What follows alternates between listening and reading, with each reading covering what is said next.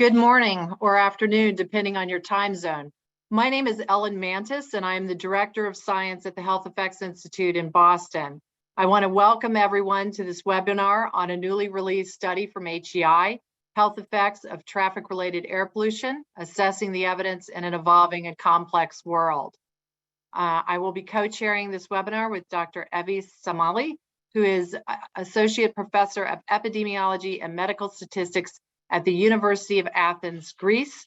She was a member of the panel who wrote this report and is currently a member of the Health HEI Research Committee. She will be moderating the Q&A session later in this webinar.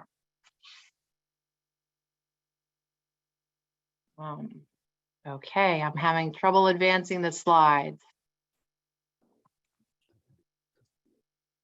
Okay.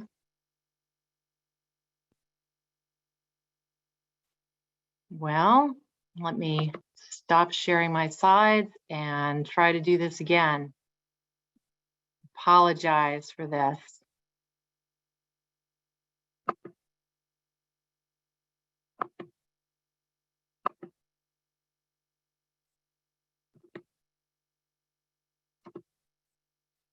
There we go.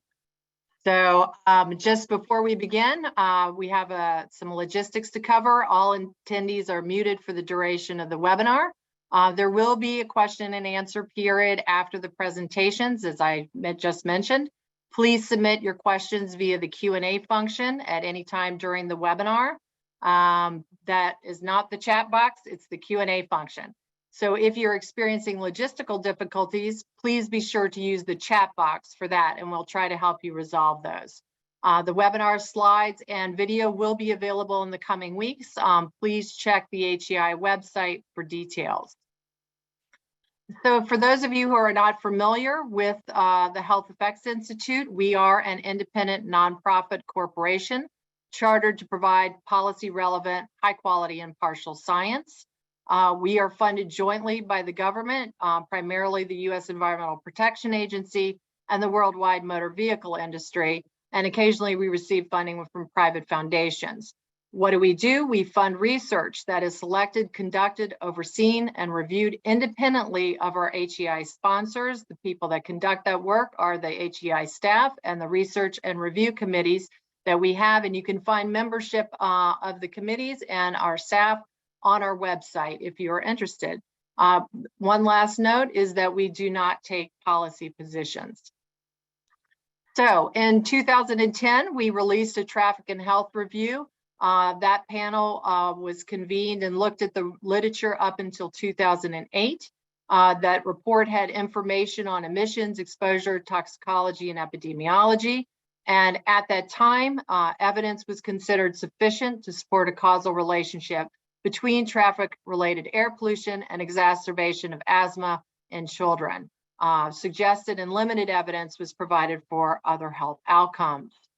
So why do we embark on a new traffic and literature review, health review? So there's been lots of research that's been published since our last review. Regulations have changed, the vehicle technology has advanced, and there's also an interest in non-tailpipe emission traffic noise. So in 2008, HEI appointed a new panel to conduct a systematic review of the epidemiologic studies and literature. So this is a picture of our panel that conducted this review. It involved a lot of different people. We had two chairs, Francesco Forestieri and Frederick Lerman, and many other people on this list, both members and consultants and contractors to the panel, and a number of HEI staff. And I'll just point out Hannah Bogart, who was the person who led the review at HEI. And you'll be hearing from many of these people during this webinar. The report was subjected to an independent peer review. This slide simply shows the names of the people that were involved in that review. The review panel was chaired by Dr. Bert Brunekreeft from Utrecht University, where he is a professor emeritus there. So today's webinar will have a number of presentations, and the first one by our co-chair, and followed by an overview of the report by Hannah Bogard, and then a deeper dive into looking at highlights on the different endpoints, and that will be moderated by Jeff Brook, and a final presentation by our last co-chair, and then a Q&A session, as I've already mentioned. So with that, we'll get started with the presentations, and our first up is Dr. Fred Lerman, who is Manager of Exposure Assessment Studies in Sonoma Technology in California. And as I mentioned, he was co-chair of the HEI Traffic Review Panel. So Fred, you are up.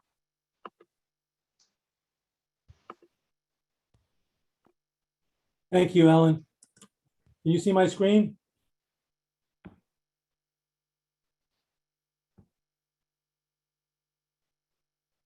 Not yet. Hold on.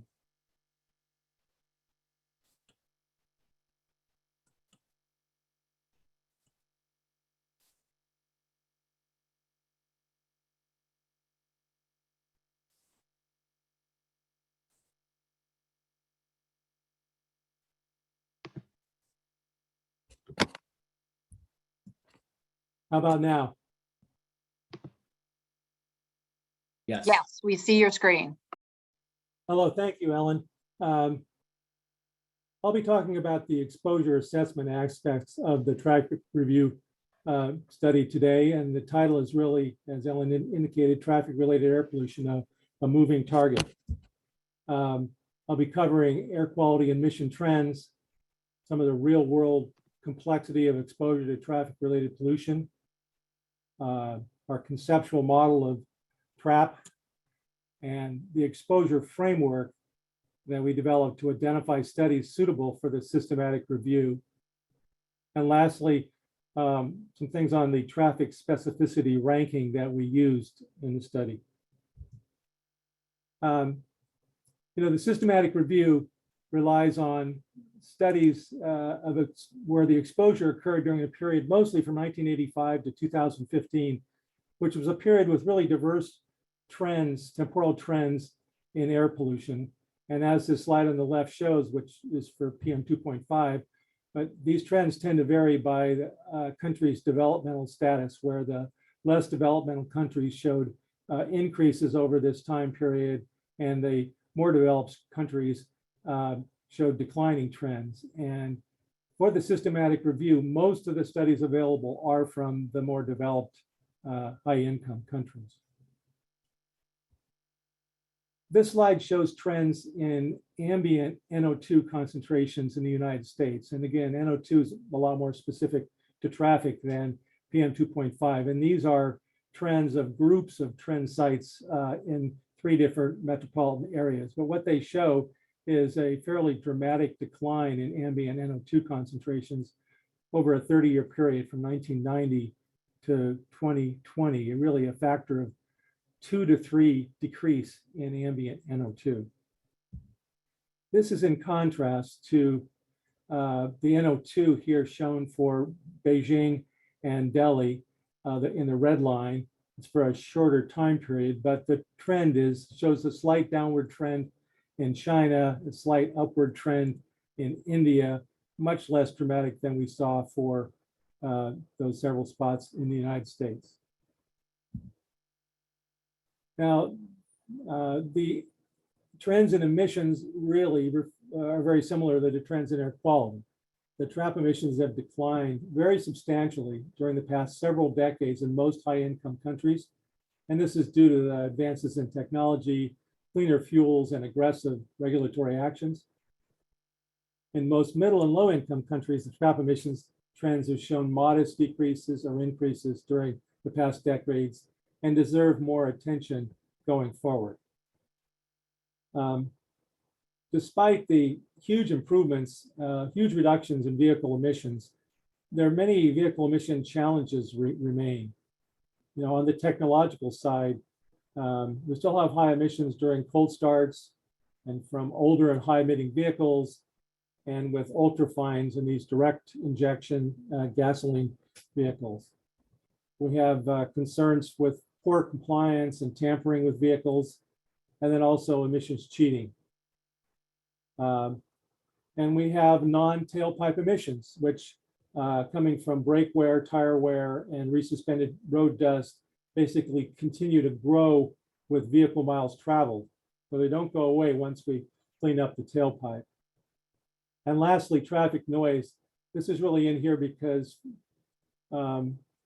fewer than we expected studies in the traffic review included traffic noise, and overall traffic noise is not characterized as well as traffic emissions, and it's an area where we can use some improvement.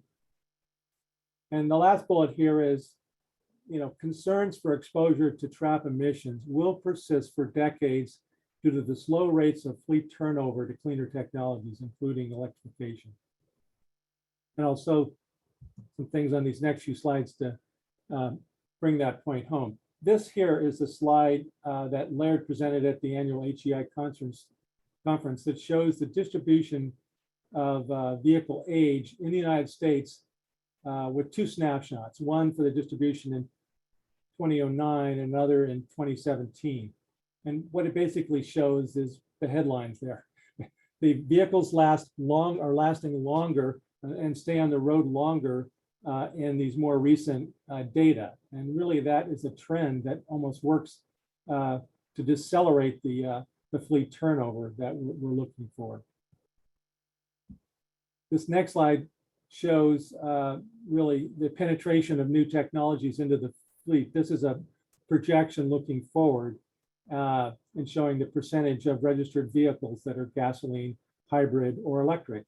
And on the left, it shows a projection where it's assumed that in 2035, 100% of the vehicles sold are electric vehicles. And with that, we basically see, if we look out to the year 2050, we have about 80% electric vehicles, but still 10% gasoline and 10% hybrids.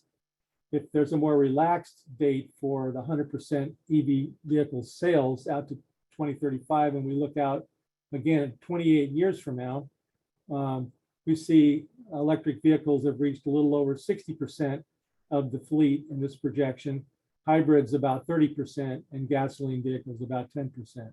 So these vehicles will persist on the road because of the time it takes to turn over the fleet. This is a confusing slide, but it shows some of the real world complexity of traffic related pollution. On the right, well, I'd say these are all data from neighborhoods in Montreal, Canada, and from a mobile platform that was able to collect data on a huge number of species here listed on the left side of the slide. But if we first look on the right, what we basically see is scatter plots that show that ultrafine particles in both summer and winter are correlated with NO2, as are black carbon, NO2, fairly highly correlated. The slope changes with the seasons, but the correlation persists across the seasons. And if we look on the left side where we have this sort of complicated, colorful plot, these are correlation coefficients between species, color-coded, with dark red being highly correlated and blue being not correlated, and green with a dot indicating unrelated.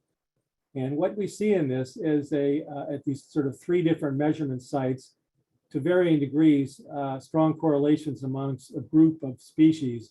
And this is really NO2, NO, NOx, carbon monoxide, ultrafine particles, and black carbon are the species that stand out repeatedly in multiple sites and multiple locations. And these locations have varying degrees of traffic exposure that are highly correlated, and they're part of this complex mixture. And to some extent, we see PM 2.5 and PM 1 in that fairly highly correlated mix, as well as hydrocarbon, organic material and hydrocarbon-related aerosol. Now we have a conceptual model of traffic exposures. This model is one where motor vehicle emissions are the dominant air pollution source in many cities. And second in this model is motor vehicle emit a complex mixture of particles and gases, many of which are also emitted by other sources. This is sort of an inconvenient truth, but it is the truth. There's no unique tracer for TRAP, but there are numerous indicator species for both tailpipe and non-tailpipe emissions. And the TRAP is characterized by high spatial resolution and high temporal, high variability spatially and temporally. And for this particular review of long-term effects, we can overcome some of the temporal variability by averaging over that, but we can't get around having to deal with the high requirement for high spatial resolution in the studies we're looking at. Because TRAP really contributes on multiple spatial scales, including the near road scale, neighborhood scale, urban scale, regional, and global scales. And this is illustrated somewhat in the schematic here shown on the lower right. We have within the urban area, we have various traffic areas, and I think we're all familiar with these ones that have been studied, where the effects of major roadways can be detected, up to 500 meters downwind of those roadways under normal meteorological conditions. And then those emissions blend into the background. They add to the background. In fact, the urban background is, we believe, consists of a lot of contributions from traffic emissions. But you see these gradients across the city, largely determined by traffic. But once you get to the outlying areas, to the rural areas, to the regional background, the TRAP is no longer really distinguishable. There's mixing and reaction that occurs from contributions from other sources, and this obscures the traffic signal once you get to the background, or certainly the continental scale. We developed an exposure framework with this conceptual model in mind. And the goal of this framework is to identify the epidemiologic studies where the exposure contrast is primarily from differences in traffic exposures. Three characteristics are used to select the traffic-related studies. The first is it has to be a traffic-related pollutant. The second, it has to be on a list of acceptable exposure assessment methods or models. And third, it has to have spatial resolution that's sufficient for both the indicator pollutant or the surface of that pollutant, the model, and the subject's location. And qualifying studies, need to meet acceptance criteria in all three areas. And this framework is designed actually to be inclusive of many different types of studies. Something happened there, hold on.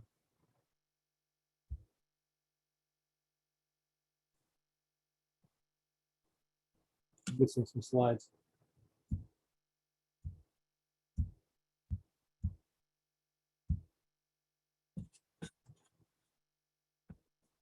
Excuse me for 1 second.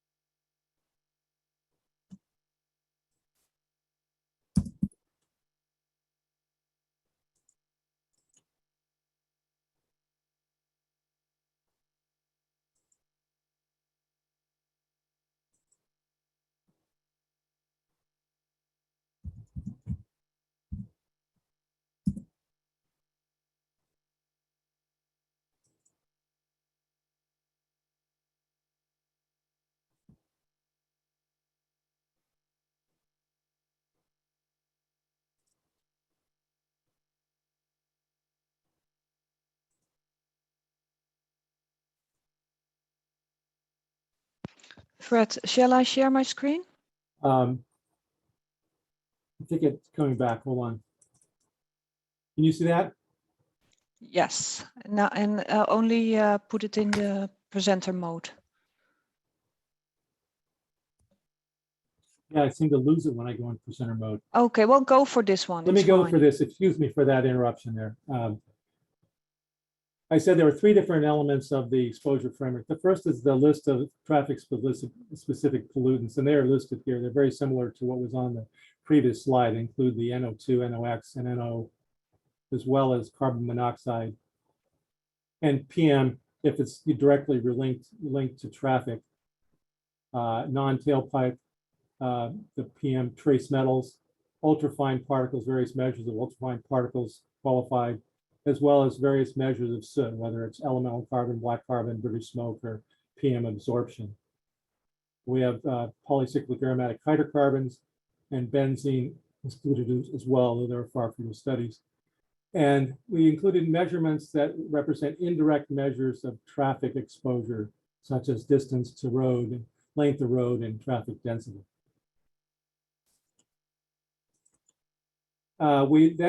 Then second in the exposure framework is the definition of specific exposure assessment methods. And here the first two are the indirect methods. And for those, the scale, we need 1,000-meter resolution for the pollution surface and 100-meter for the address for them to be acceptable.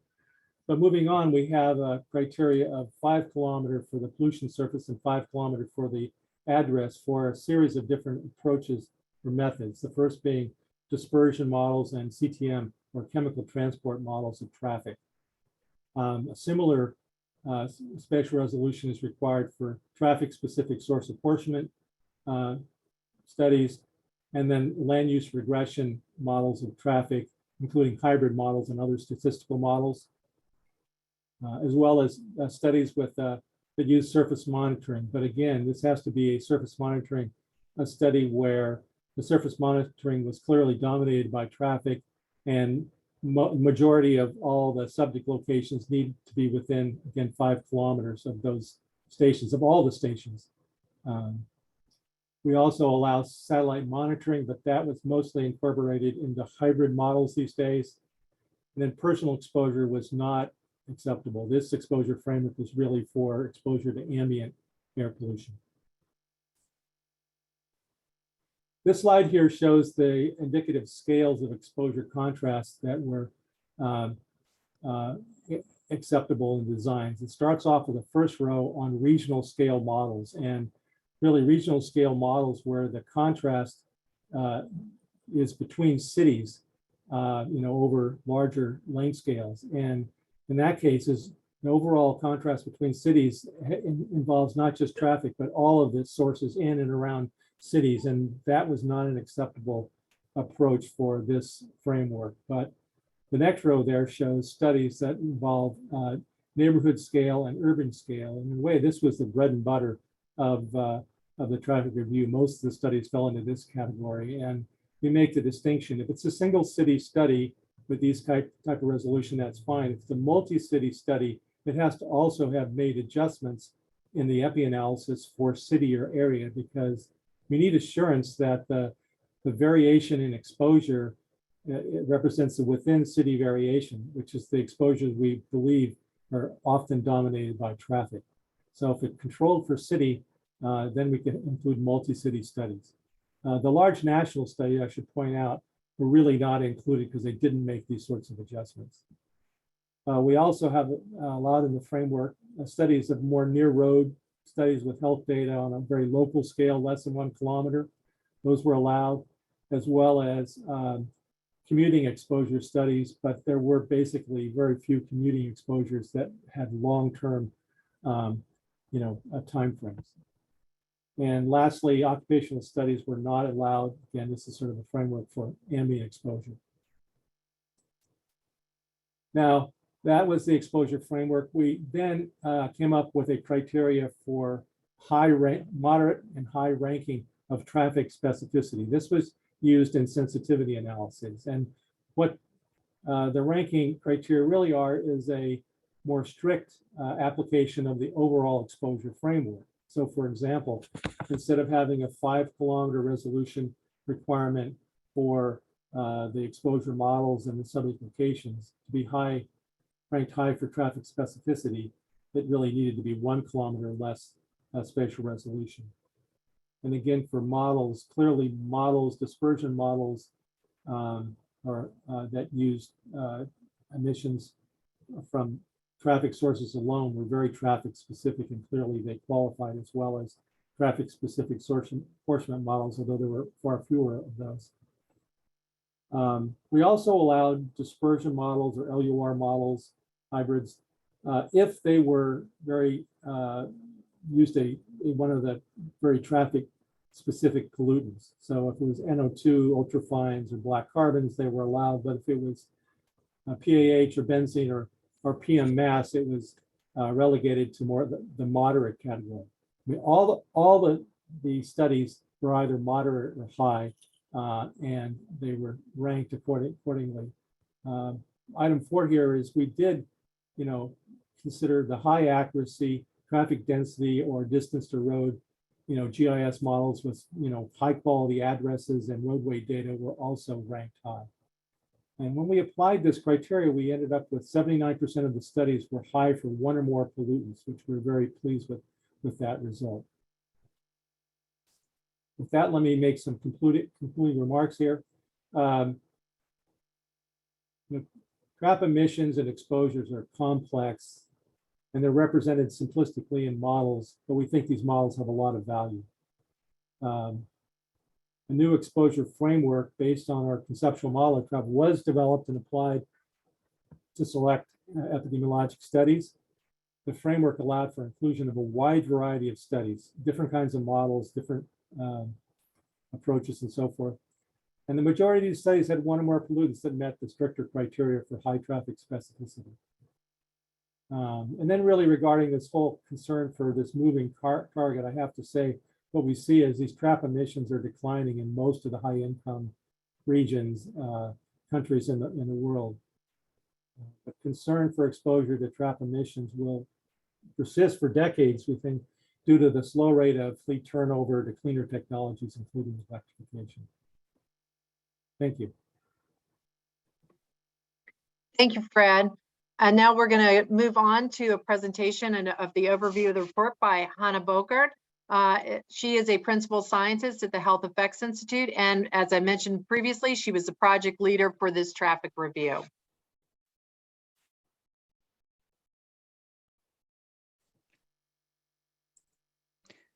Thank you, Ellen. Do you see my screen?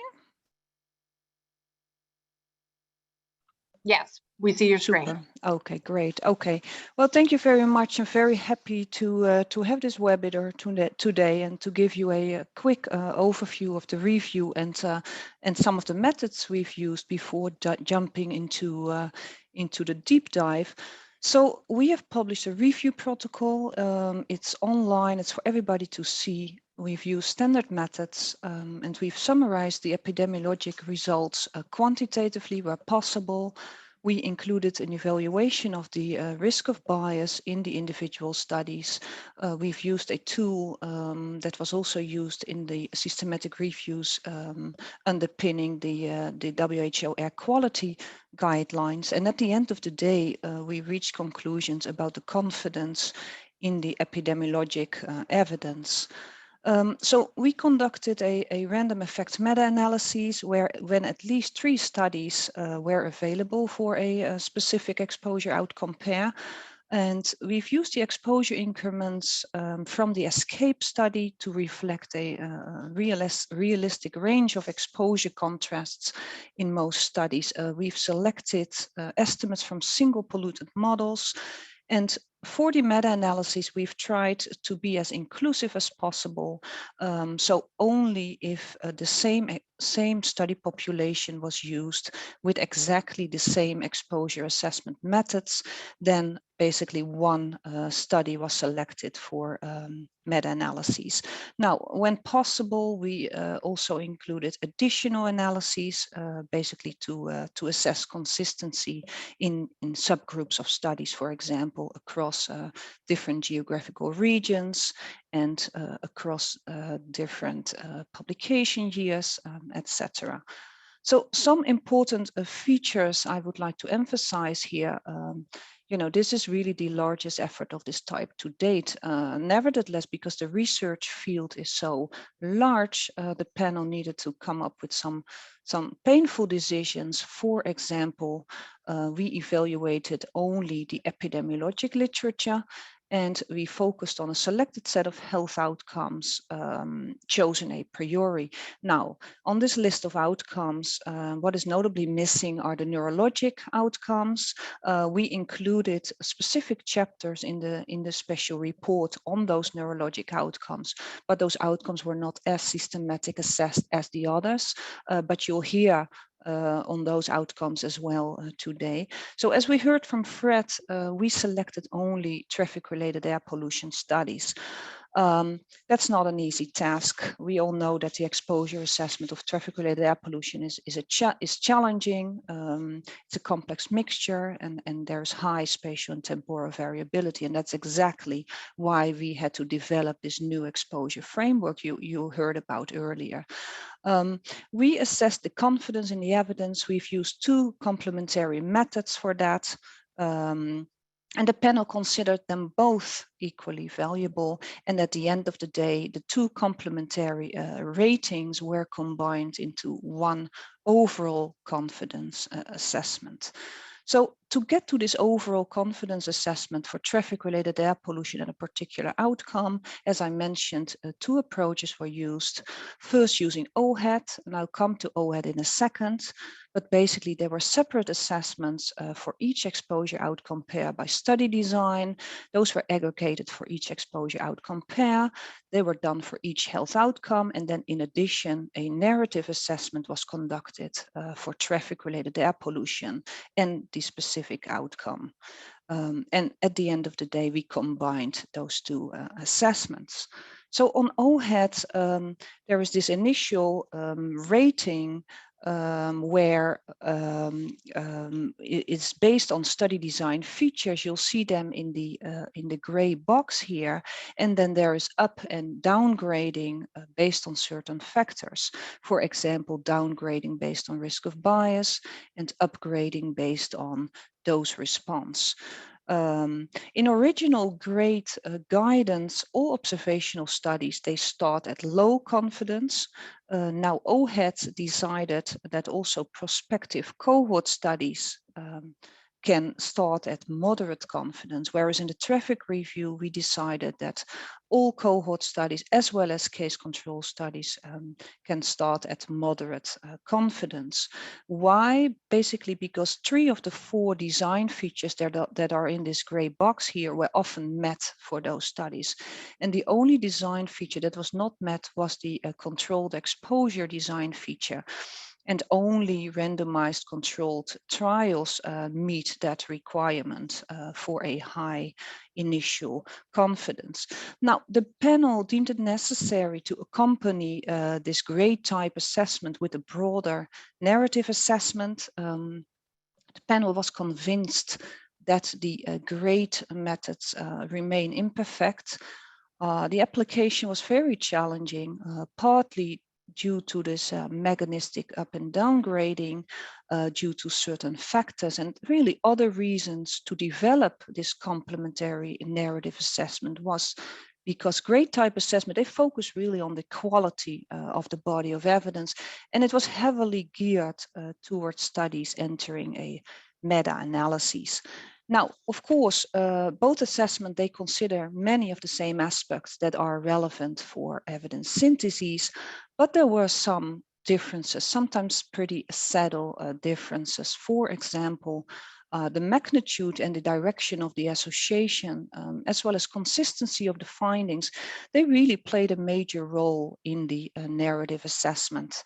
For example, associations that were replicated across locations, across time periods, different study designs, they were more likely to represent a true association compared to isolated observations from small single studies. And there were other differences.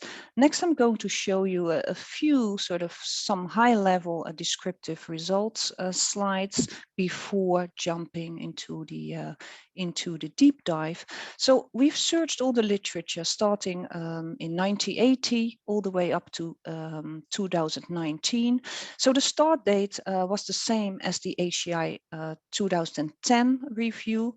And after a broad search, we included about 350 studies in the systematic review. About half of them entered a meta-analysis.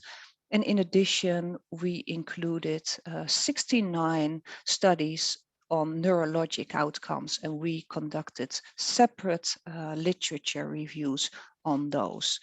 So respiratory effects in children, as well as birth outcomes, were the most common outcomes that were studied. Fewer studies investigated cardiometabolic effects, respiratory effects in adults, and mortality.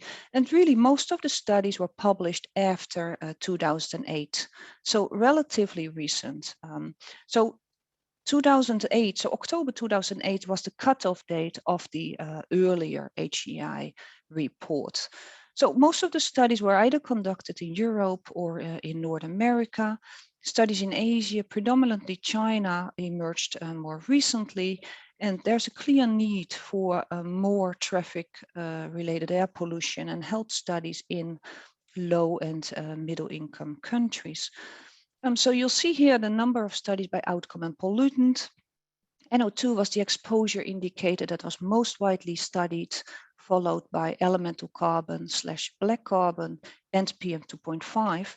Also, about half of the studies included indirect traffic measures, such as traffic distance or traffic density. And although those studies are informative, the panel could not combine them for use in meta-analyses because of all those varying definitions. Also a note that there were very few long-term studies identified for some pollutants, specifically ultrafine particles and non-tailpipe PM components. And just a last note that many of the studies reported more than one exposure metric. And of course, we extracted all the information for all those pollutants as long as they met the exposure framework. So that was it for me. So we'll jump now into the deeper dive regarding some of the health outcomes. So I think I'll give the word first to Ellen, I believe. Ellen, you're up.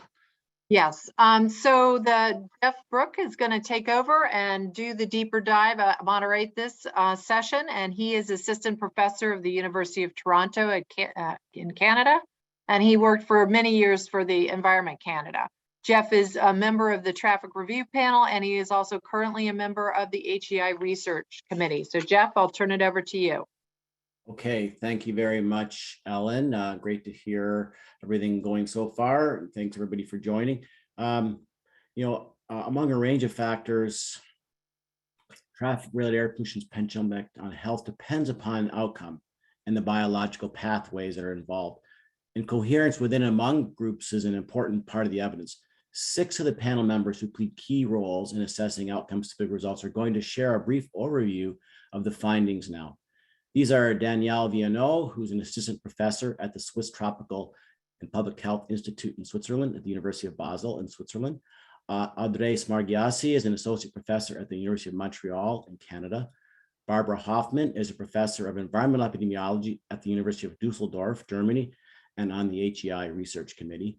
Harald Hoek is an associate professor at the Utrecht University in the Netherlands. Sharon Sagiv is an associate adjunct professor of epidemiology at the University of California, Berkeley, and Jennifer Weave is an associate professor at Boston University. So we're going to hear briefly from each of these in their different outcome groups, starting with Danielle. Are you all set, Danielle? I am. Okay, great. Yeah, so for the birth outcomes, we looked at 3 different measures of fetal growth and growth restriction. These were term low birth weight, term birth weight, small for gestational age. And we also looked at preterm birth. So as Hannah showed, in total, we had 86 studies that we included in the review. And the majority of these were actually cohort studies. They also, the majority focused on whole pregnancy as the exposure window, and many of them studies were conducted in North America and Europe. A large number of these studies were also based on birth registry data. And in terms of the exposures, most were also deemed to be highly traffic specific. Next. So for TRAP, first I'll orient you to this slide because I think you'll see it a number of times in this deep dive. So along the y-axis, showing the summary estimate, and along the x-axis, the different pollutants.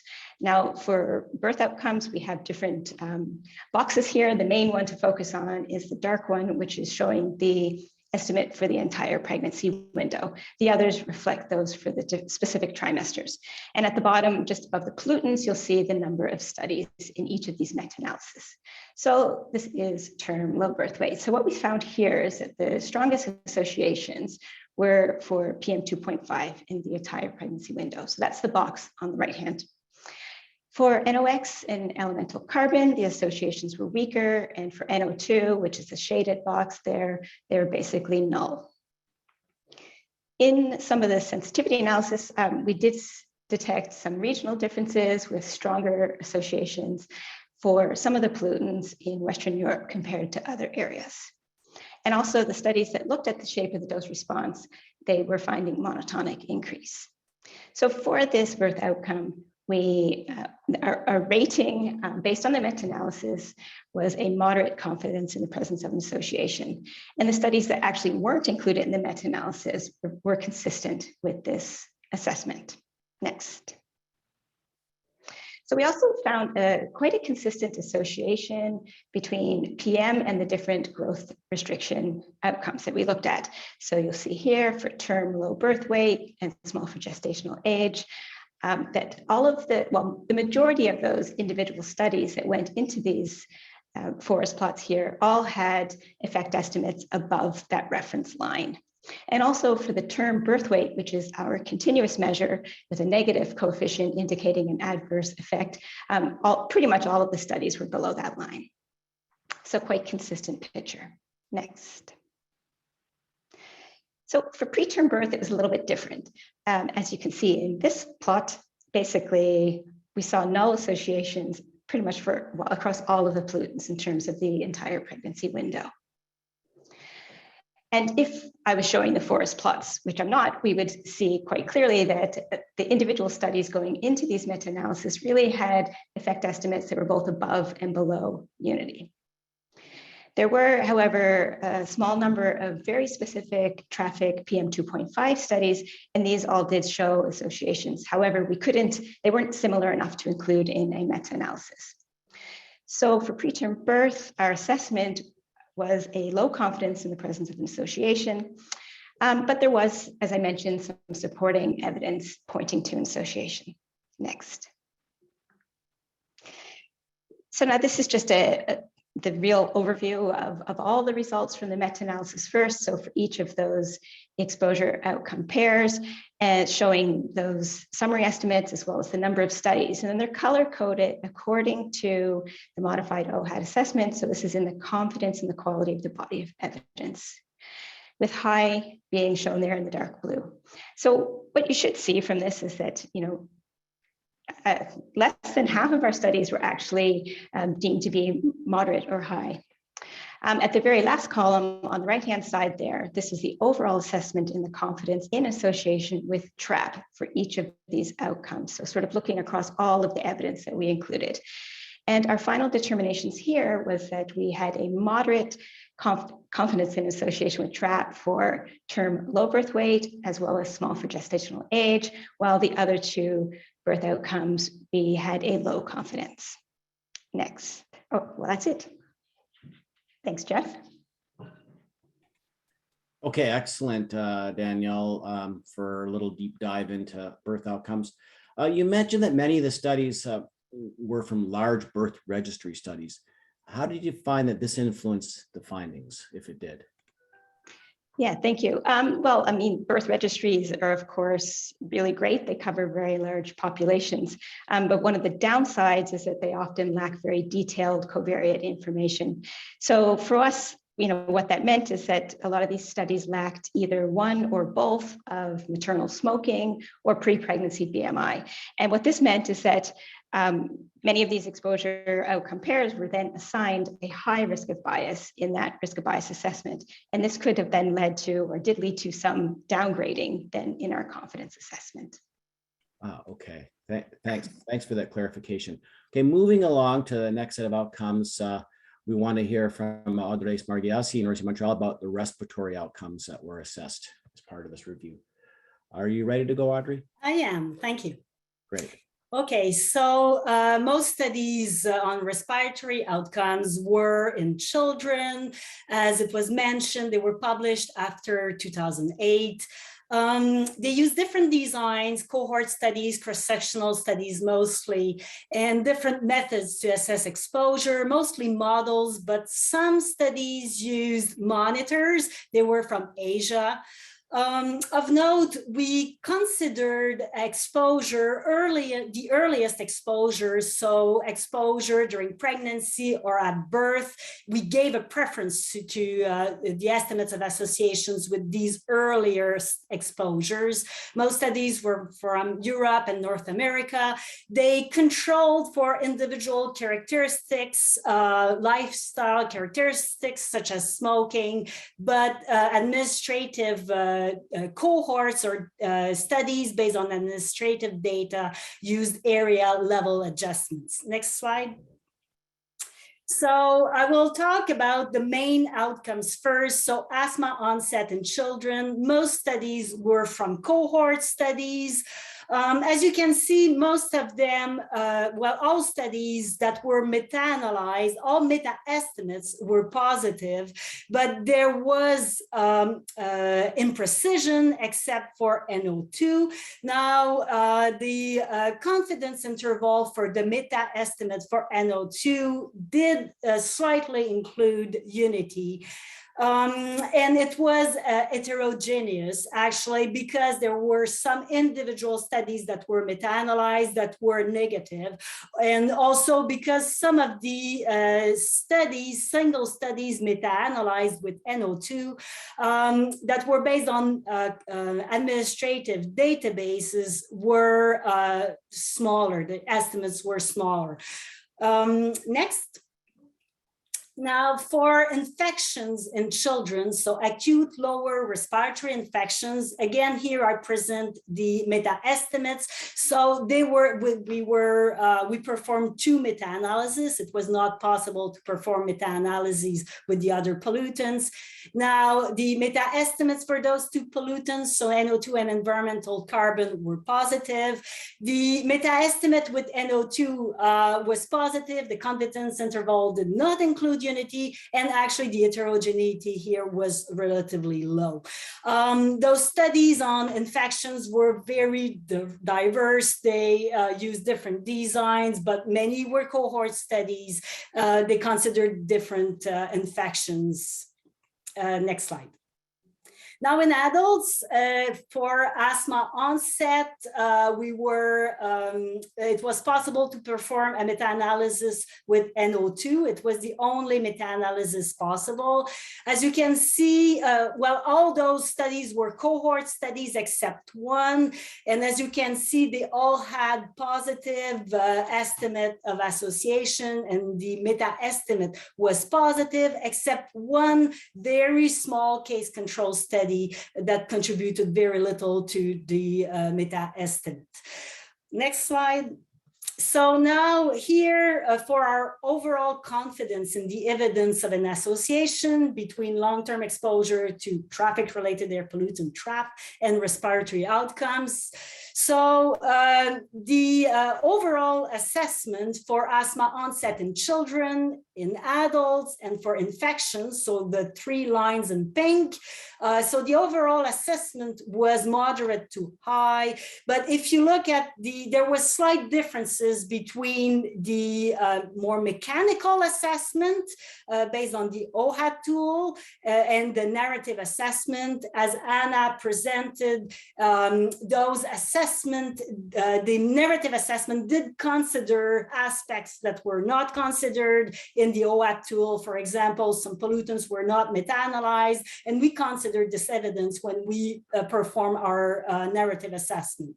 So we considered a lot of many more outcomes than those in pink, and I did not mention them because of time, but we considered active and ever asthma reported by questionnaire in children and in adults. In children, you can see the evidence is moderate, and it's basically mostly because those studies were cross-sectional and they used a questionnaire.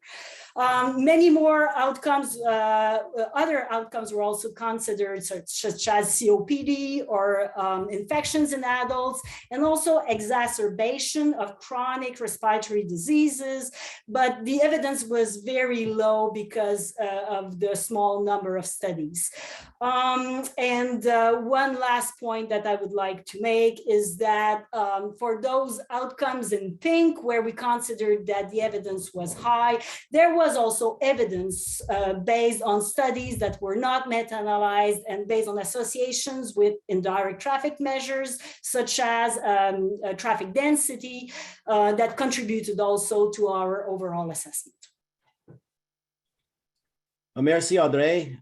So much to try to summarize in such a brief amount of time there. And we'll have time at the end for a broad set of questions, but I'm just wondering, respiratory outcomes have been studied for quite some time. And if you were to think back to the 2010 review by Health Effects into Traffic Air Pollution, and now to fast forward to this review, what do you think are some of the main, changes in the evidence around respiratory outcomes? Is there a sort of a nutshell takeaway summary? Well, yes, we actually bring new evidence regarding associations with infections and also asthma onset in adults. Now, the evidence is mostly based on NO2, still mainly based on NO2. The former report reported associations with exacerbation of asthma, and our definition of exacerbation of asthma is a bit different than in the previous report, because active asthma was considered as the studies reporting exacerbation in the former report. And in our case here, we considered or classified exacerbation when we looked at subpopulations of those with chronic respiratory diseases. So there's slight differences between our conclusion because we classified the outcomes differently, but we bring new evidence regarding outcomes in adults and infections. Okay, yeah, that's great to clarify it that way. We're going to need to move on. So we're going to now move on to looking at cardiometabolic outcomes. And Barbara Hoffman from the University of Düsseldorf is going to give us a summary of that group's findings. Barbara, go ahead, please. Yeah, thank you, Jeff. And here's my first slide. So first of all, in comparison to the 2010 traffic review, we had a substantial increase in published studies from 4 studies in 2010 to 57 studies now. And you can see the number of studies here in this table. We looked at basically 4 different outcomes, ischemic heart disease, and I apologize for the mix-up in numbers here. The ischemic heart disease line has the numbers from the coronary events. So actually we had 20 studies for ischemic heart disease, including 11 into the meta-analyses. And then we looked at coronary events, a subgroup of ischemic heart disease that targets very specific events like myocardial infarction and sudden cardiac death. We had 11 studies here and 7 studies included in the meta-analyses. Then we looked at stroke events, including ischemic as well as hemorrhagic stroke, and we analyzed diabetes mellitus. And this was actually the only outcome where we were able to differentiate between incidence and prevalence, because we actually had studies enough studies for both outcomes. For the other 3 outcomes here, the evidence was pretty much based on incidence studies only. The evidence base we had was, like in the other outcomes that we heard about before, was dominated by studies from Europe and North America. Many studies could not be included in the meta-analysis because they only included indirect traffic measures. Or we had less than 3 studies available per pollutant, so we couldn't do a meta-analysis. Where possible, we stratified meta-analysis according to fatality of the outcome. And in contrast to the mortality studies we hear about later, these studies here excluded diseased individuals at baseline. So these were, these included actual incident studies and were in a disease-free population at the beginning of the study period. Next slide, please. So starting with the first outcome, ischemic heart disease, you can see here the plots that you have seen before. On the x-axis, you see the different pollutants, and on the y-axis, the relative risk for the summary estimates. And what you can see here for ischemic heart disease is that we had clear null associations for the gases, pollutants, NO2 and NOx, whereas the particulate pollutants showed positive effect estimates. In the subgroup analysis, we generally found stronger and more consistent estimates for fatal disease. In several studies, we found monotonic exposure response functions, and we also had additional support from indirect traffic measures from studies on PM cores and PM from non-tailpipe or non-tailpipe indicators. We also had 4 studies that looked at adjustment for noise and found robust estimates. Next, please. For stroke, the picture was relatively similar, once again with null associations for the gases pollutants and positive effect estimates for the particulate pollutants, however, relatively imprecise. Similar to ischemic heart disease, we also had additional support from traffic specific PM fractions, and also for stroke, we had a relatively robust estimates after adjustment for noise. Next, please. The picture was quite different for diabetes mellitus. Here we see positive effect estimates for NO2 and prevalence of diabetes mellitus, as well as for incidence and for NOx and incidence of diabetes mellitus, whereas the particulate pollutants, they also showed positive estimates, but once again, quite imprecise and all of them overlapping with unity. We had quite a bit of additional support from indirect traffic measures. 6 out of 7 studies showed associations here. We also had additional support for NO2, ultrafine particles, and traffic-specific PM fractions. And once again, 4 out of 5 studies that adjusted for noise showed robust estimates. We also saw that those studies that conducted a more extensive confounder control, including lifestyle variables, and who also did an outcome assessment based on clinical examinations, that these studies yielded higher estimates and lower heterogeneity in meta-analysis, which actually led to an upgrade in our OHAD confidence assessment. Next slide, please. So the overall assessment for the studies in the cardiometabolic chapter In the first column, you see the result for the narrative assessment with moderate assessment for ischemic heart disease and coronary events, as well as for type 2 diabetes mellitus, and low confidence for coronary events, where we had only very few studies and only one meta-analysis. The confidence assessment for the quality of the body of evidence looked as follows. We had moderate confidence for the studies on ischemic heart disease and on type 2 diabetes mellitus, whereas the confidence was low for coronary events and stroke, which led to the final overall assessment of moderate for ischemic heart disease and type 2 diabetes mellitus, low to moderate for stroke, and low for coronary events.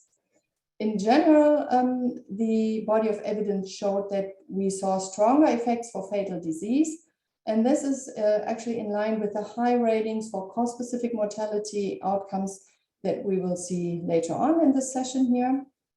One important aspect is that in the assessment of these outcomes, we excluded non-fatal subclinical precursor conditions or short-term studies that would probably have added quite a bit more evidence, for example, studies on insulin sensitivity or on atherosclerosis. These were not assessed in this exercise here. We conducted a repeated search in early 22 this year for stroke and diabetes, and the additional studies that we found, they strengthened the conclusions of moderate evidence for these outcomes. Overall, in terms of underpinning toxicology and mechanistic evidence, there's specifically for nitrogen oxides and cardiometabolic outcomes, we still need more mechanistic studies to really explain the associations that we see in the epidemiological studies. Thank you. Thanks, Barbara. There's certainly more to try to tie together there to get a full picture. And you're talking about fatal disease and more acute events or other types of events. So could you elaborate a bit more on sort of the distinction between the coronary events and ischemic heart disease in general? How do they differ, and what were the results in terms of like sort of comparing those two outcomes that might shed more light? Yeah, thanks. Well, ischemic heart disease in the studies was very often very broadly defined, with sometimes also including retinal disease, sometimes even excluding or including specific types of atherosclerosis. So it included a lot of very broad and sometimes not very well defined outcomes. Whereas the subgroup of coronary events, these were a group of studies that had a very clear heart outcome like myocardial infarction and sudden cardiac death, so very clearly defined.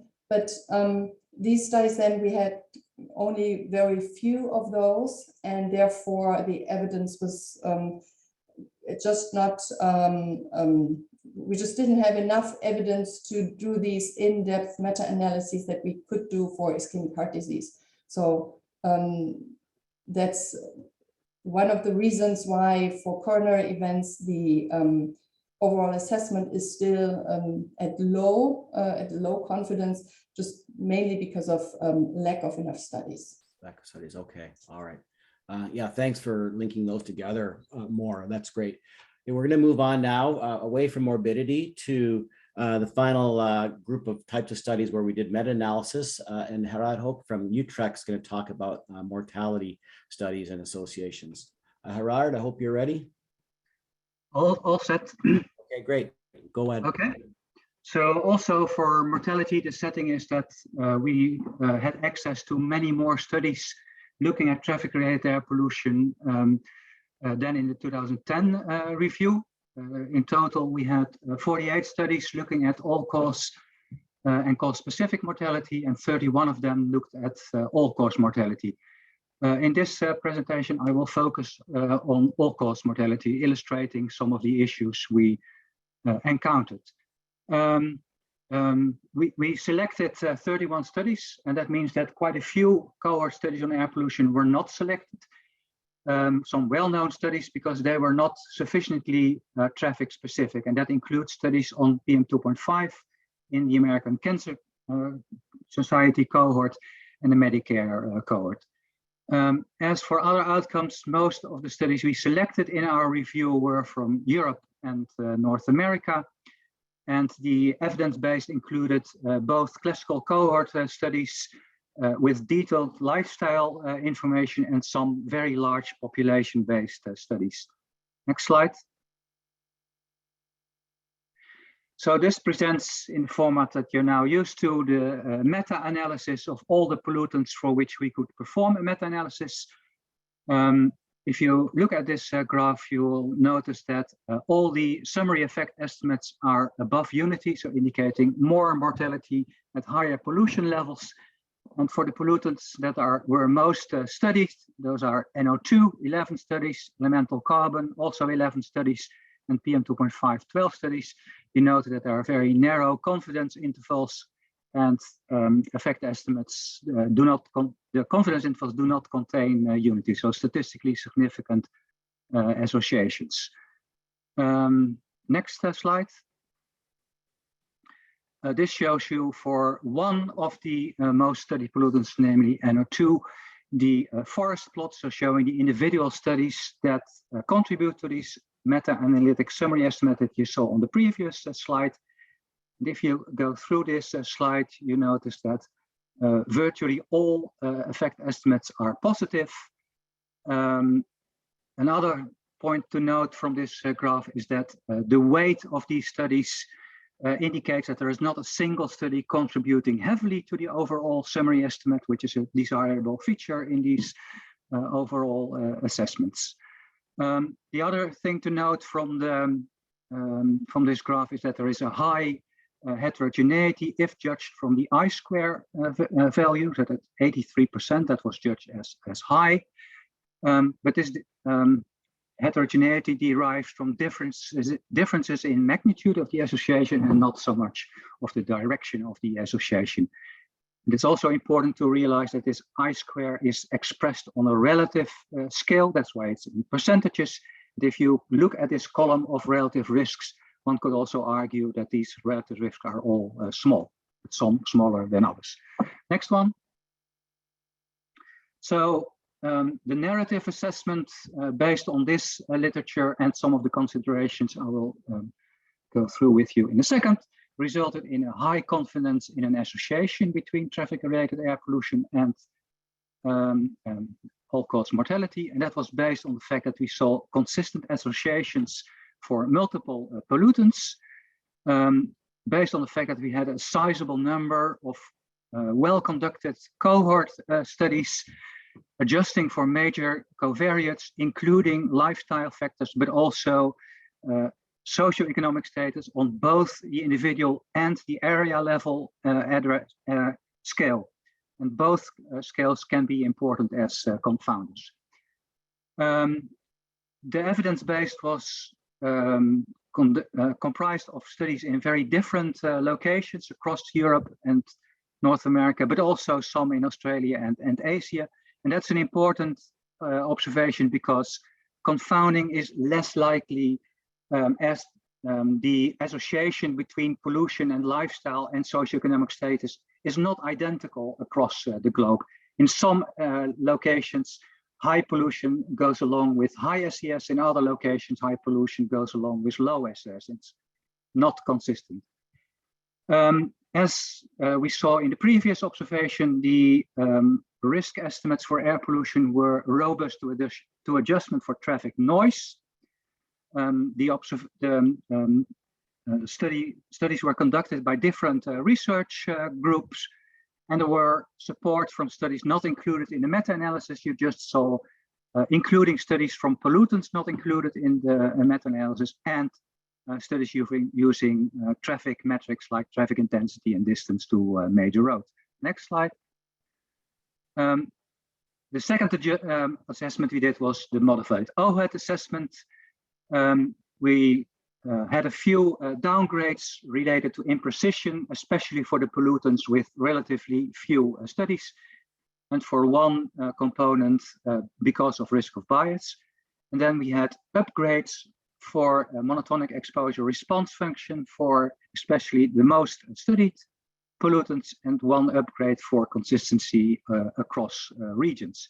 And that resulted in a high confidence for PM2.5, NO2, and elemental carbon, moderate confidence for NOx and PM10, and low confidence for copper and iron, which resulted in a high confidence for traffic-related air pollution combined, based on the observation that the most studied pollutants had high confidence. Next. So conclusions from this. We had a high confidence in an association with traffic-related air pollution and all-cause mortality. And despite the fact that we had trouble in applying this formal OHED assessment methodology, the assessment from the formal and the narrative assessment agreed in this case. And our assessment also broadly agrees with other assessment by authoritative bodies like the US EPA, particularly that on PM2.5. And the difference, of course, is that their specific pollutants are evaluated irrespective of the source. And as a conclusion, that implies that policies reducing traffic-related air pollution will deliver health benefits. And that's it. Okay, great. Much appreciated, Gerard. Really great, thorough overview of so much information. And I know, you were stuck with basically all-cause mortality. It's really tempting to think about, cause-specific mortality, especially how it might tie back to morbidity. Is there some aspects of cause-specific mortality that you find particularly interesting that you can share with us? Yeah, so we did the same assessment also for cause-specific mortality. And what we ended up with was a high confidence for circulatory and ischemic heart disease mortality, a high to moderate assessment for lung cancer mortality, moderate for respiratory mortality, and then lower assessment for stroke and COPD mortality. And that last part is partly related to the smaller number of studies in those outcomes. Okay. Thanks a lot. Now we're moving on to the two reviews here that were more narrative in nature. We did not do meta-analysis for these, but there is clearly growing interest and evidence in terms of the effects on the brain at all ages. So we're going to hear from Sharon Sagib first about neurodevelopmental outcomes related to air pollution. So Sharon, if you're ready, go ahead, please. Yes, thank you, Jeff. So as Jeff said, neurodevelopment is a relatively new area of study in air pollution research, but as you will soon see, one with a growing literature. By way of definition, neurodevelopment encompasses brain development in the fetus and the child across multiple dimensions of function. For this review, we selected three main categories of neurodevelopment, including cognitive function, as well as two neurodevelopmental disorders and their related traits. Those include attention deficit hyperactivity disorder and autism spectrum disorders. As Hannah mentioned, we didn't conduct a formal meta-analysis or confidence assessment for this relatively new outcome for air pollution, but given this rapid growth, I suspect we soon will. The panel saw a strong rationale for including neurodevelopment in this review, given the susceptibility of the developing brain to environmental toxicants, as demonstrated by legacy chemicals such as lead and methylmercury. And just to show you evidence for the rapid growth in this literature, this graph at the bottom right shows the steep rise in the number of studies on air pollution and just ASD, autism spectrum disorders alone. And this is just in the past decade. Next slide, please. For our first outcome, a category of outcomes, cognitive function, we looked at poor performance or delayed development of function over a range of domains, including IQ, learning and memory, language, visuospatial abilities, attention, and executive function. We identified 30 studies of TRAP and these cognitive outcomes measured in children at ages 1 to 20 years across 18 different study populations conducted primarily in Europe and North America. Most used a prospective cohort design, and sample sizes ranged widely. Of note, 10,000 is a very large study of neurodevelopment and was the result of pooling cohorts like the ESCAPE effort, which has already been described to some extent. Since we didn't conduct any meta-analyses here, we don't have any of the pretty forest plots, so I'll be providing a more qualitative narrative assessment of our findings. Overall, we found moderate confidence in an association between TRAP and cognitive function. About half the studies reported associations of NO2, elemental carbon, or PM2.5 assessed during both gestation and childhood, with at least one measure of cognitive function. Associations were found across different domains, but mostly with general intelligence, attention, and working memory. Evidence for other pollutants were null or scant, and there were mixed associations with indirect traffic measures. Next slide, please. For our second category of outcomes, we looked at clinically diagnosed ADHD as well as related behaviors, which include inattention, hyperactivity, and poor impulse control. There were a total of 8 studies of ADHD assessed at ages 4 to 15 years, which included 7 different study populations, all set in Europe and North America.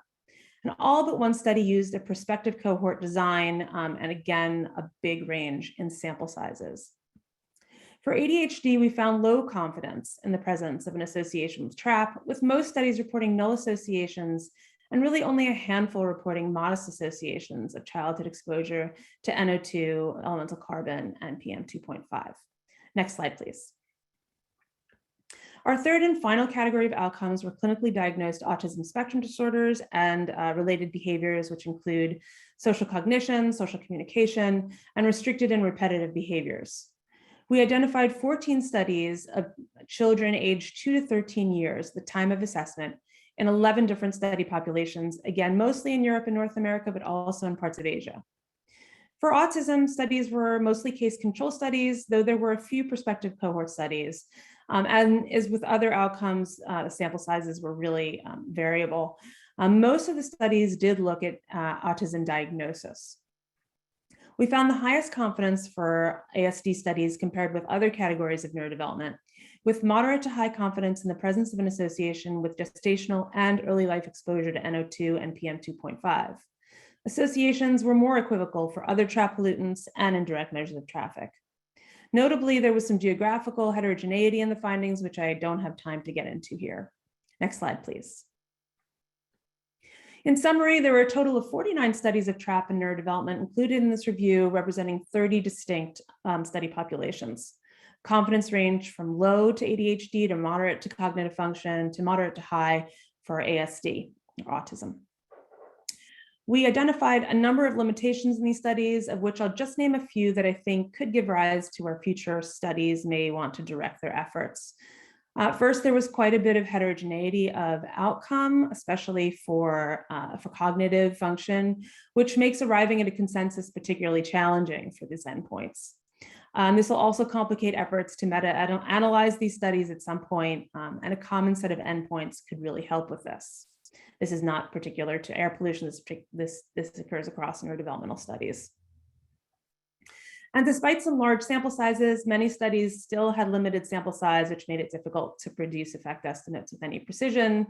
And as always, larger studies help, but also studies looking at continuous neurodevelopmental outcomes does improve study power. I didn't speak at all to covariate inclusion, and most studies did include the most important confounders, such as socioeconomic status, and a scattering of studies included environmental factors, including noise, but a common set of confounders would really help here as well. Finally, we don't yet know the most sensitive window of exposure, and studies reported associations with both gestational and childhood TRAP exposure. This is plausible given the long period of neurodevelopment, which starts from early gestation through adulthood, but better identification of the mechanisms underpinning these associations would help with identification of these critical periods and vice versa. Okay, I'll end here. Thank you. Sharon, that's wonderful. Really interesting and learning a lot over the last while. So it's going to be great to watch this field evolve more and more. And it's nice in sort of this broader review you've had to be able to think about things, how they connect And do you have any insight really about sort of the mechanisms behind this neurological development outcomes, and how that might even speak to early life or prenatal or any of those aspects? It'd be great to hear more about what your thoughts are on mechanisms. Yeah, that's a great question, Jeff. The short answer is we don't exactly know, but we have some ideas. And of course, as you mentioned, it depends on the window of exposure and the outcomes assessed, of which there were many that we looked at in these studies. So with respect to gestational trap exposure, studies show that some of these pollutants cross the placenta, and so they do reach the developing fetus. And exposure during pregnancy can also lead to suboptimal placental growth, which can also impact the fetus. In addition, markers of oxidative stress have been shown in maternal peripheral blood and importantly in cord blood. With respect to childhood exposure, particles, particular ultrafines, have been shown to enter the brain via the circulatory system, as has been talked about in some of the other outcomes, but they can also directly access the brain via the olfactory system. So there is something suggesting that there may be some direct exposure to the child. In addition, neuroinflammation in children has been documented with air pollution. And all of these perturbations can give rise to suboptimal fetal and child development, which could have direct or downstream impacts on the highly sensitive developing nervous system. Okay, good. Yes, lots of room for more studies there for sure. And as we continue to think about the effect on the brain, we're going to switch to sort of lifelong exposure to air pollution and neurodegenerative diseases. So Jennifer Weave is going to wrap up our deep dive talking about those outcomes next. If you're ready, Jennifer, go ahead. I am. Thanks so much, Jeff. So this will be a bit shorter because it's really the place where we have the least evidence, although that evidence base is growing. So first of all, let me tell you about the outcomes that we included in this section. Those included dementia and outcomes related to dementia, and I'll detail those later, but the preview is that they include cognitive decline and cognitive function. The other major outcome we considered was Parkinson's disease. Now, again, we did not perform any meta-analyses of these findings or confidence assessments, just a narrative assessment. Now, why include these outcomes? Well, there is the public health burden of dementia, which affects almost 55 million people in the world. Parkinson's disease is also a common condition of older age as well, affecting over 6 million older adults throughout the world.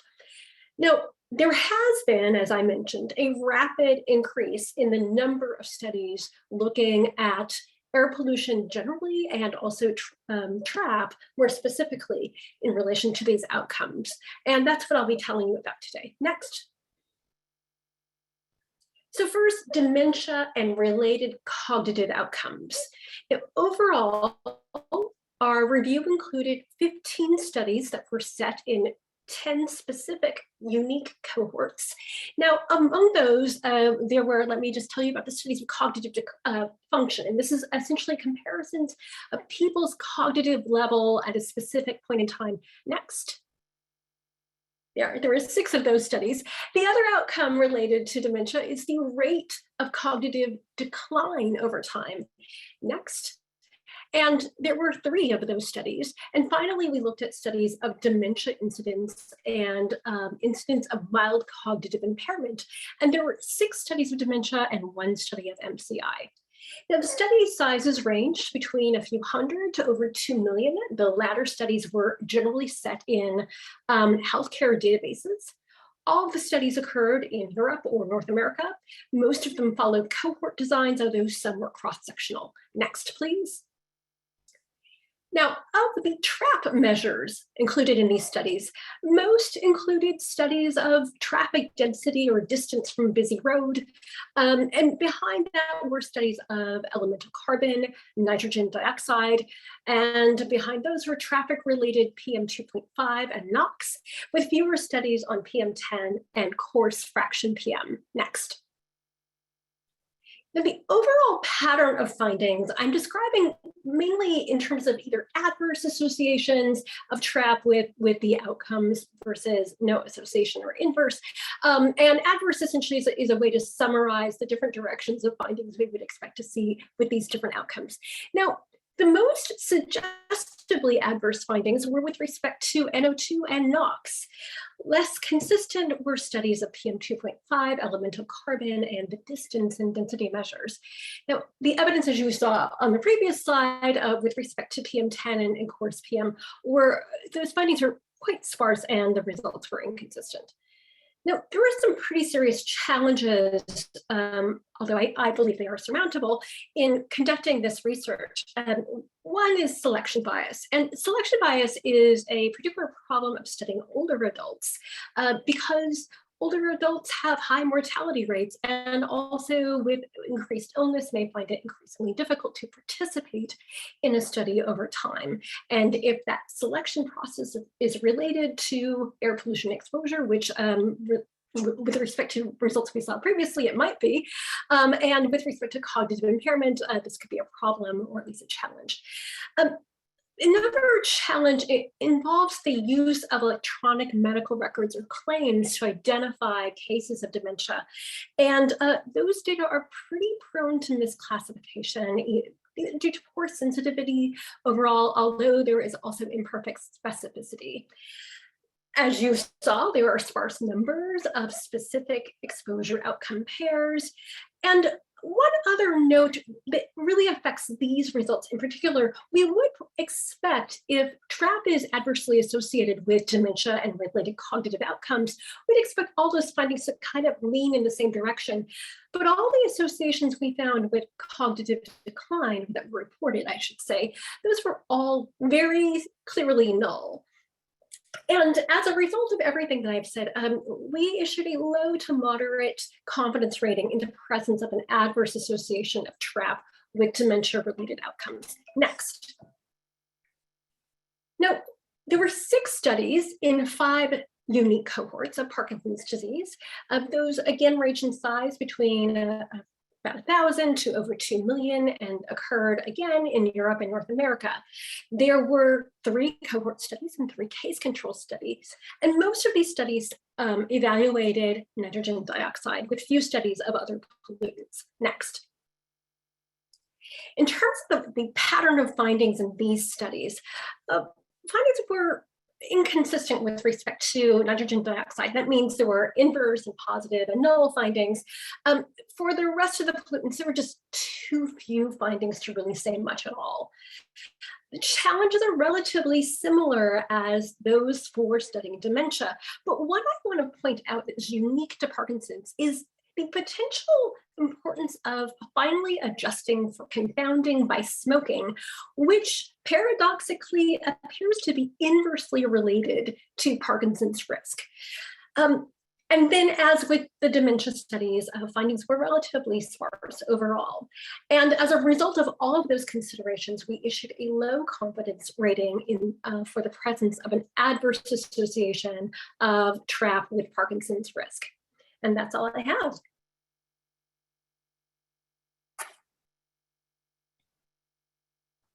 Jennifer, that was great. That was so nicely laid out to see how things fit together, and we're certainly still missing information. Cardiometabolic disease and brain health are really thought to be connected, and it's really a major health research question at this time. So were you able to dig deeper into maybe the types of dementia, like vascular dementia, and see whether or not that may be more in line with some of the cardiovascular evidence that's there with air pollution? Right, yeah, we certainly would expect that. And what was really compelling is the evidence in this review specifically on a TRAP in relation to stroke risk. And stroke and vascular dementia kind of hang together. Vascular dementia can involve some subclinical stroke type events. But it's worth remembering that most dementia, including dementias that clinically we would classify as Alzheimer's dementia, have mixed pathologies. In fact, that is the most, one of the most common combinations of pathology in dementia is plaques and tangles, the Alzheimer's pathologies, plus vascular pathology. And so it is exceedingly difficult to tease these apart in the absence of pathologic data. And making things even more challenging is if we try to rely on public, databases involving, say, healthcare use.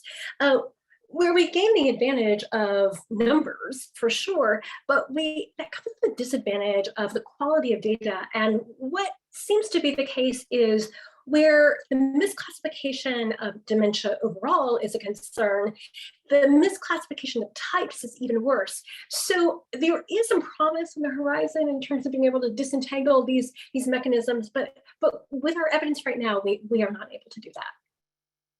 Oh yeah, and it's right. I mean, I think we've covered so much in this deep dive in a short time. Really appreciate everybody on the panel stepping up and sharing with you what you know. Hopefully we'll have some time for questions at the end, but it's now time to turn it over to the next part of this HEI webinar. And so I want to introduce our co-chair, Francesco Forestieri, who's a visiting professor at Imperial College in London, and who, yes, was one of the co-chairs on this HEI panel. So Francesco, I turn it over to you for this next session. Thank you. Thank you.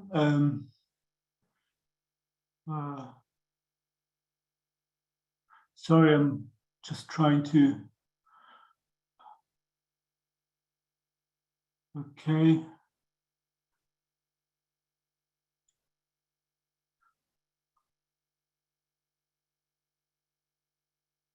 Trying to share the screen and, of course, finding difficulties and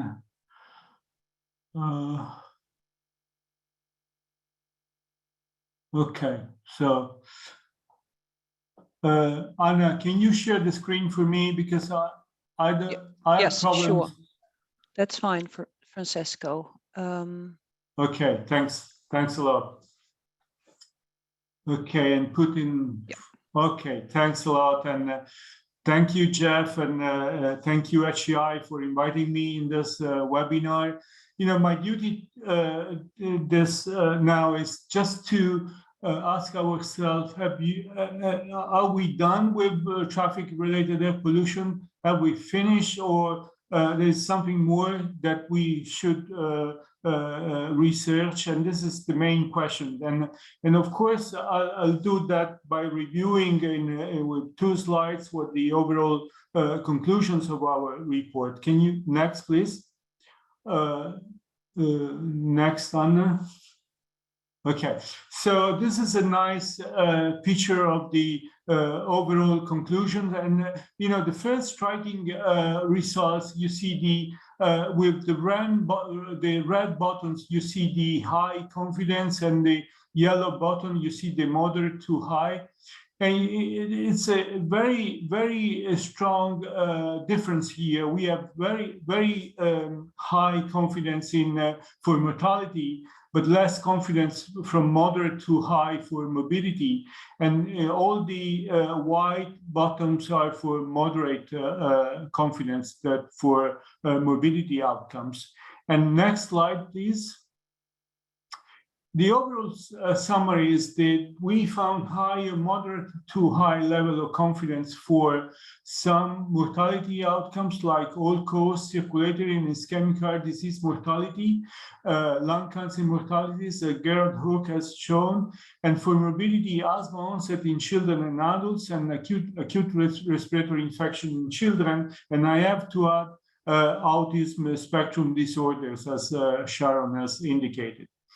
The evidence was considered moderate for all the other, moderate or low, very low for all the other outcomes. And of course, as Fred said, the results that we have indicate that traffic air pollution remain an important public health concern. In the report, you will find a long list of research opportunities and indication of where research should go, and I will illustrate some of them. Next slide, please. So I have 9 recommendations, and the first one is, of course, to improve exposure assessment to traffic-related air pollution, going beyond land use regression. Using satellites, of course, and the satellites can find the size and the shape of the particles. And there is an interesting project going on with satellites, the so-called Maya project. We should use more sensors to detect personal exposure to gas and particles.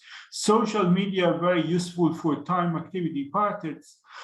We can detect markers of exposure using exposome and machine learning to increase our statistical ability to detect exposure, but always remember to apply regression calibration to address one important issue in air pollution epidemiology, which is measurement error. Next slide, please.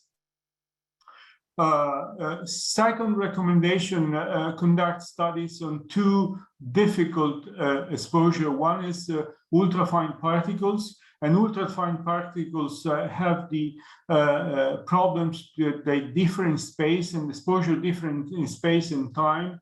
Experimental epidemiological studies suggest short-term health effects, but studies on long-term effects are limited. So more studies on ultrafine particles, and as well more studies on non-tailpipe PM components like copper and iron. We in the traffic review, we have considered them, but few studies are available, and this has been going on since the last two decades. But we need better evidence for non-tailpipe PM components. Next slide, please. And then we have a big issue, which I call the NO2 dilemma. What is the dilemma? Is NO2 per se, or is only a proxy of another component of traffic air pollution, or is a proxy of a broader mixture of correlated components that are all indicative of traffic air-related air pollution? And this NO2 dilemma persists despite two integrated science assessments from EPA and Health Canada, one critical assessment from coming up from United Kingdom, and 7 systematic reviews. And you see the results of the 7 systematic reviews here, including the HEI traffic review recently published. You see the summary estimates are for the different reviews, including different number of studies, are all consistent with an effect, with very small differences in the effect estimates. And this comes with next slide, with the results of the large elapsed cohort study on administrative cohorts. You know, in all the areas in Europe where NO2 has been studied in association with mortality, all-cause mortality, elapsed found statistically significant effect. And this effect, which is consistent with the other systematic review, is not modified after adjustment for PM2.5, black carbon, and ozone. You see a very pretty consistent 4% increased risk per 10 microgram cubic meter increase of NO2. And next slide. So perhaps the indication is that to solve the NO2 dilemma, instead of continuing in observational studies, we need to triangulate the evidence with experimental studies. And this is mentioned here to a nice randomized controlled trial of NO2 inducing bronchial responsiveness in patients with asthma. I just refer to this study with a very nice editorial coming in the Blue Journal in 2019. And all this issue was well described in the invited perspective that I wrote together with Annette Peters in Environmental Health Perspective in last year. Next slide, please. Of course, we need to conduct studies in areas outside North America and Europe. We have plenty of studies in North America and Europe, but very few studies on traffic-related air pollution in Southeast Asia. And you see why this is important, because the exposure might be correlated with several other factors. You see from this slide, for instance, the exposure to PM2.5, personal exposure to PM2.5 in Beijing is correlated with age, decrease with education, but increase with smoking, increase with BMI, and increase with respiratory disease. So this is a strong indication that effect modifiers modifiers of exposure that should be considered in these specific countries. Next slide, please.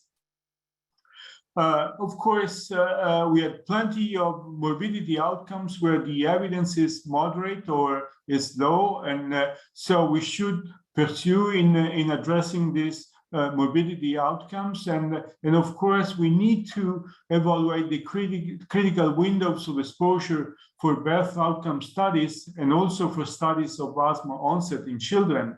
Is the critical window of exposure is the pregnancy, is the first years of life, or is the current period?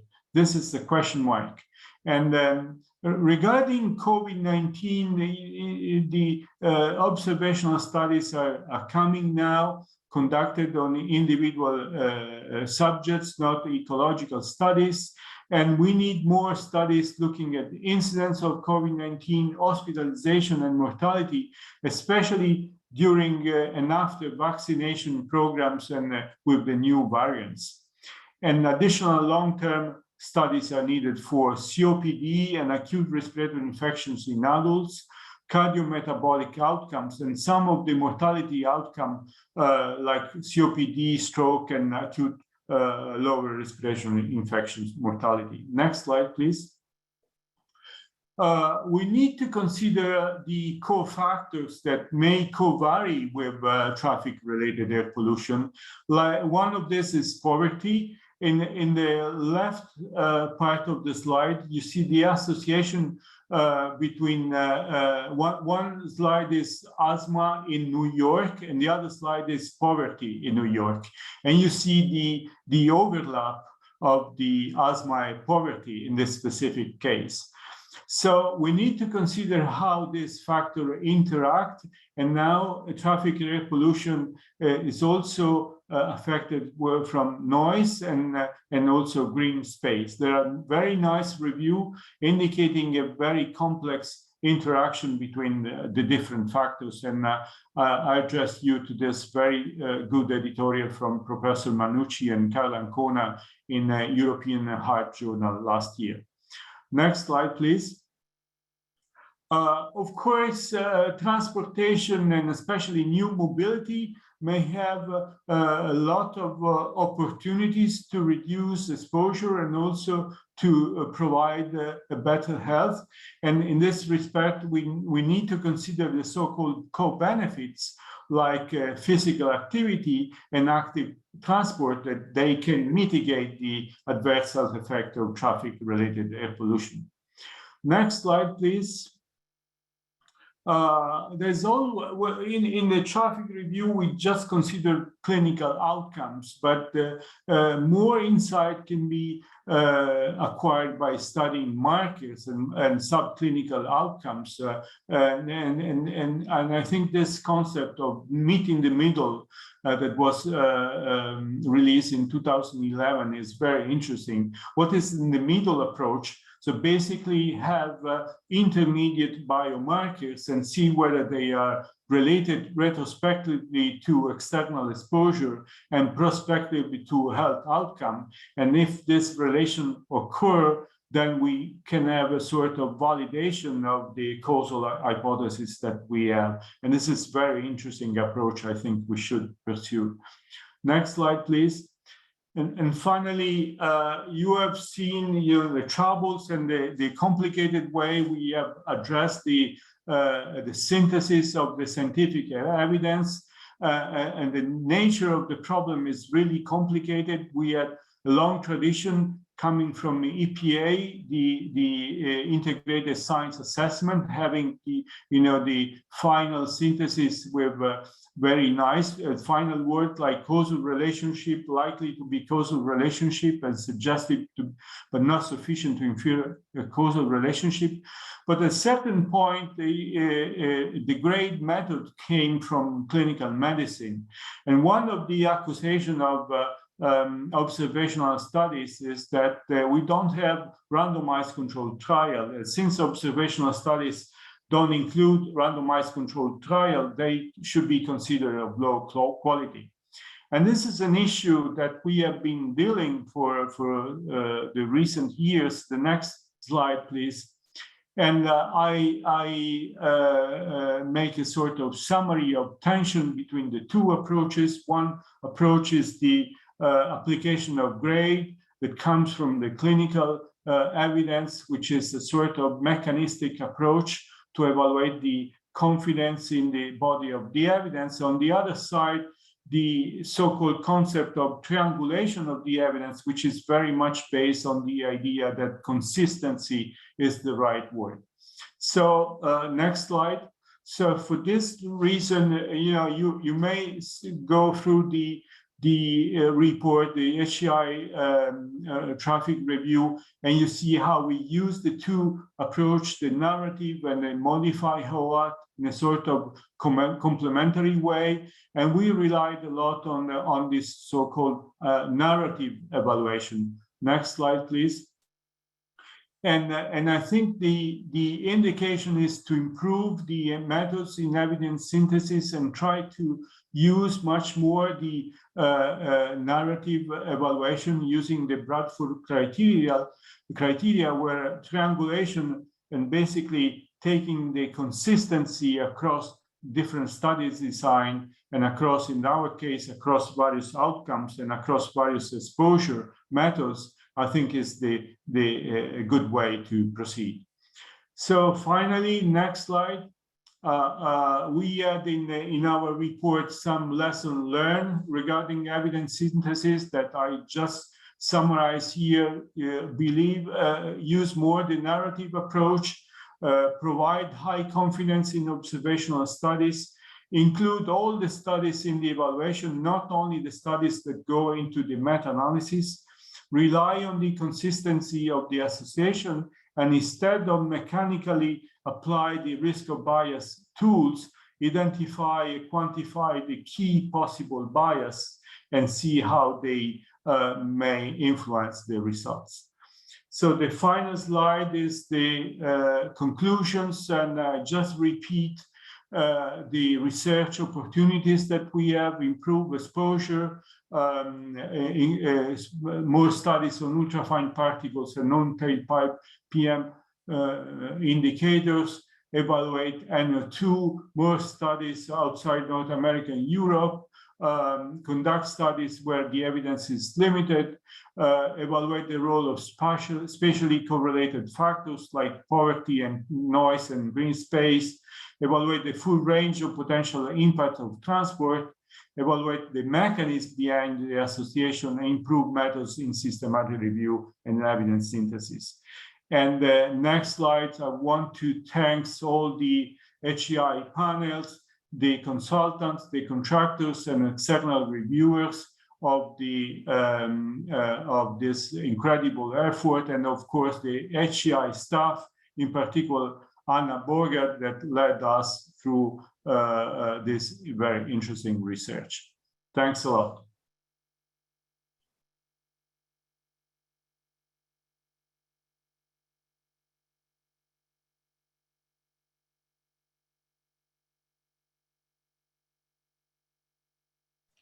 So I guess we may continue with the questions and answers session. We only have about 10 minutes left for our webinar.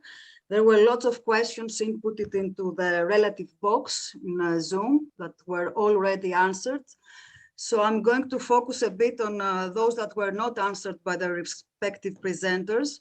A lot of the questions were addressed to the definition of the traffic-related studies. So probably I will address this to Ferd Luhrmann.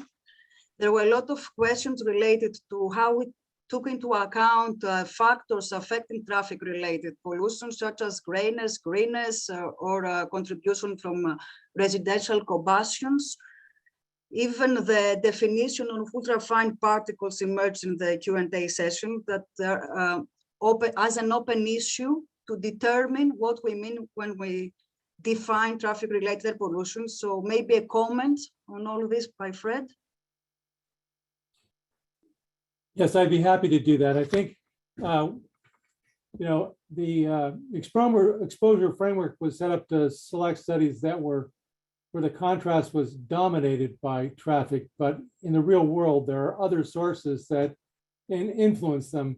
And so there were studies where clearly the other typical urban sources were contributing to the contrast.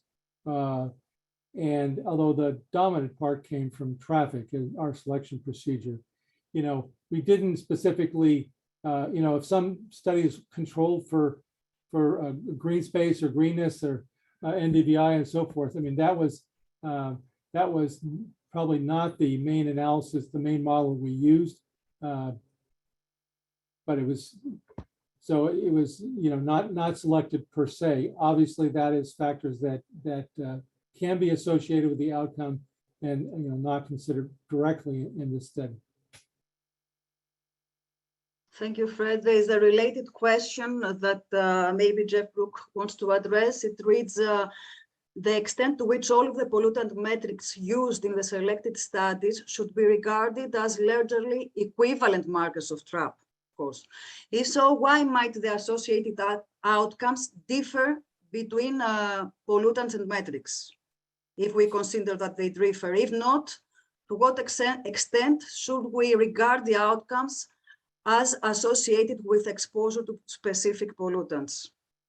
Thanks. That's a great question. And just starting sort of working backwards, I would say that that was not something the panel wanted to do, was to think about each individual one and whether or not it tells us about that specific pollutant, like black carbon being some aspect of carbon on particles, or NO2 being NO2 versus an indicator of traffic. So at this stage, they were all taken out from the literature independently as studies that had an indicator of traffic and the mixture in general, and they shouldn't be perceived as saying anything about those individual pollutants with what we've done in our assessment. That will take certainly further work and different designs of studies to get at those really important questions. But for now, yes, they're largely interchangeable and used in a sort of a complementary way to make our overall assessments, along with, as people have noted, other indirect measures of proximity to traffic or traffic density. So they're all, yes, just imperfect markers, and that's an important thing, right? They're all imperfect indicators of traffic air pollution. And that's probably that lack of perfection that makes it difficult to really compare and say why the differences. So that's, I think, in a nutshell, sort of the main thinking behind how we used those at this point. Thank you. Thank you, Jeff. Also, to complement Fred's reply, there is also a related question on the intracity variation of air pollution concentrations and how these are affected by meteorological factors that Audrey wants to address. Yeah, okay, I can address the question. Well, just to say that meteorological factors were considered when modeling pollutant levels, if I address properly the question. So some use dispersion models or in land use regression models per se, the meteorological factors do influence pollutants that are measured. So they are considered, these factors are considered when assessing, estimating pollutant levels.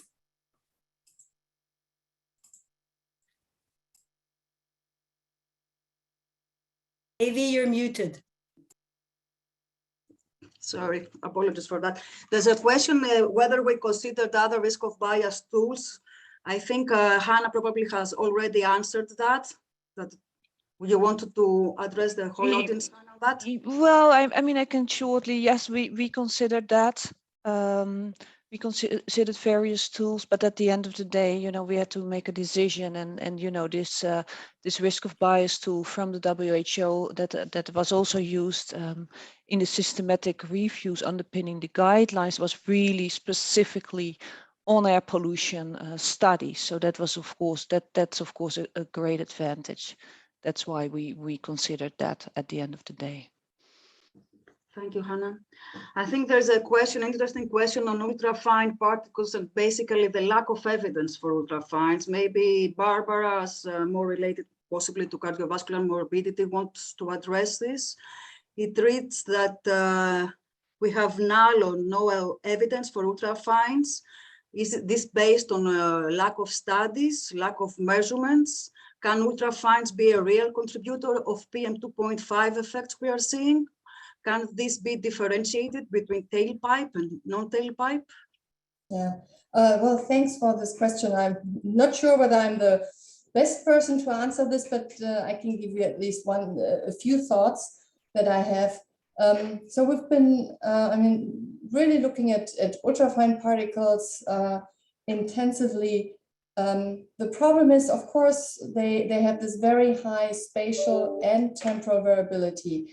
And with the current exposure assessment methods, specifically for long-term exposure, these are certainly not ideal to assess a high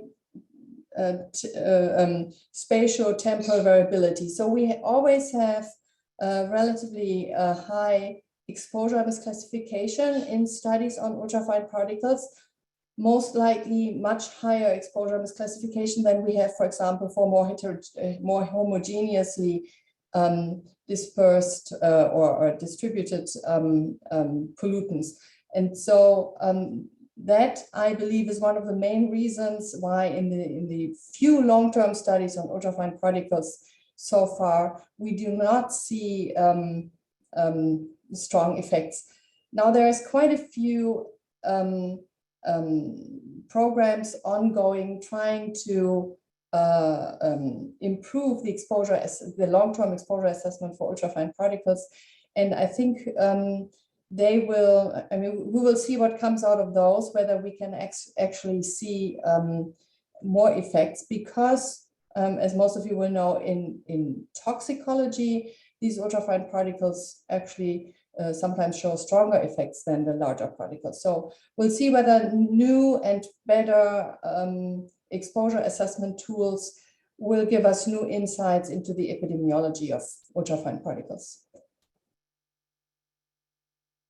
Thank you, Barbara. I think because our time is running out, just to point out, there was some notes in the Q&A session on environmental justice studies that are missing. And furthermore, it was pointed out that there are many studies on the related topics in low and medium income countries. That is definitely driven by the lack of appropriate exposure assessment that will lead into feed into health studies in that area. So there is some urge to funding such studies in low, medium income countries. And I guess this is for Dan Greenbaum, if he has any comment on this.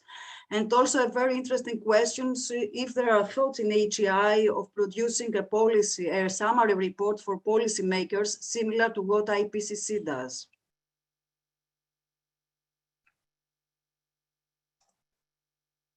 Dan? Yes. Thank you. Thank you, Evie. First of all, I saw the suggestion about the summary for policymakers, and we have sometimes done that for other reports we did, and it's a very good idea. There was a massive effort, as you can see, from a large number of expert people to put together this major report, and there is an executive summary, of the report, which is available on the website, but it's possible that we need to think more about a somewhat expanded version for policymakers. And I'm sorry, the first part of the question, Evie?